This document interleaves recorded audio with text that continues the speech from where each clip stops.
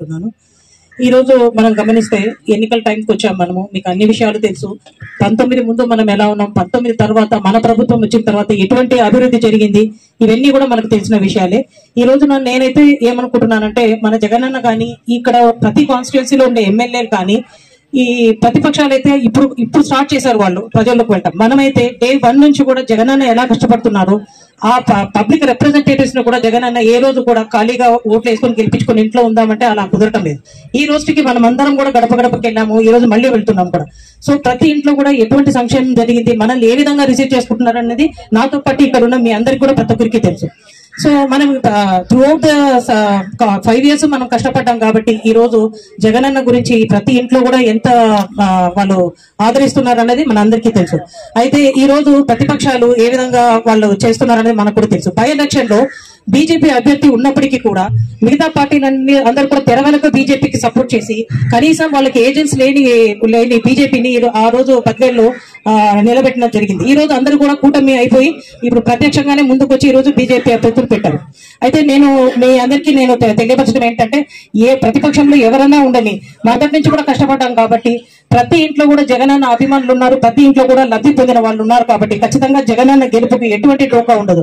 అయితే ఈ రోజు షర్మిలమ్మ గారు కూడా ఇందాక గోవింద్ రెడ్డి సార్ చెప్పడింది, షర్మిలమ్మ గారు కూడా ప్రచార క్రమంలో నేను బదిలించి ఆమె చేసిన వ్యాఖ్యలను మనం ఖండిస్తున్నాం. ఎందుకంటే రాజశేఖర రెడ్డి సార్ ప్రజల అందరి గుండా పేరుస్తున్నారు, వివేకానంద రెడ్డి సార్ కూడా అదే విధంగా ప్రజలకు అందుబాటులో ఉండి పేరు సంపాదించుకున్నారు.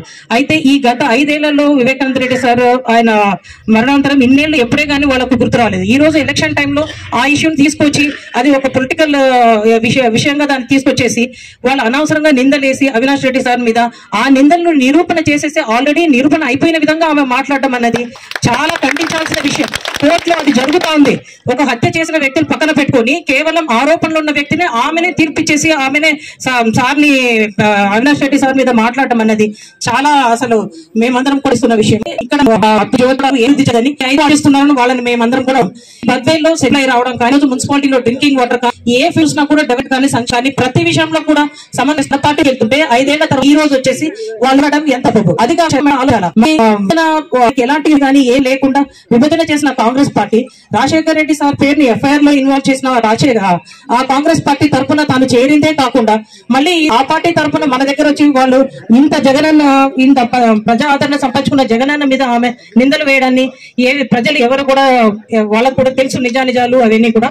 ఖచ్చితంగా ప్రజలు నేను ఈ స్టేజ్ మీదగా చెప్పదలుచుకునేది ఏంటంటే, తోబుట్టులైన వాళ్ళు జగనన్నను వదిలేశారేమో కానీ నాలాంటి లక్షలాది మంది తోబుట్టులు జగనన్న వెంట ఉన్నారు. ఎందుకంటే నాకు ఈ రోజు డయాస్ ముందర కూడా నిన్న కూడా మేము ఇదే చెప్పడం జరిగింది ప్రెస్ మీట్ లో.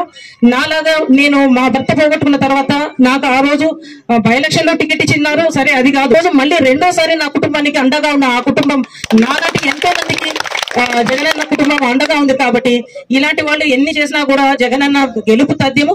గెలుపు ఒకటే కాదు, తండ్రి తర్వాత తండ్రి అంత పేరు జగనన్న గాని అవినాష్ రెడ్డి సార్ గాని ఎప్పుడు ప్రజల గుండెలో ఉంటుందనేది ఎటువంటి అతిశక్తి లేదు. కాబట్టి ఖచ్చితంగా గెలుపు అనేది బద్వేల్ కాన్స్టిట్యున్సీలో ఈ రోజున మేము ఈ ఎలక్షన్ కూడా ఈ గోవింద్ రెడ్డి సార్ గారిని మేము ఈ ఎలక్షనీరింగ్ గురించి ఎన్నోసార్లు చేసిన గోవింద్ రెడ్డి సార్ అనుభవంలో కూడా మేము నడుస్తున్నాము.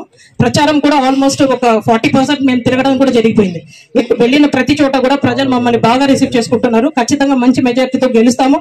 అవినాష్ రెడ్డి సార్ కూడా మంచి మెజార్టీతో ఎక్స్పెక్ట్ చేస్తున్నాం. ఈ అవకాశం ఇచ్చిన పెద్దలందరికీ ధన్యవాదాలు.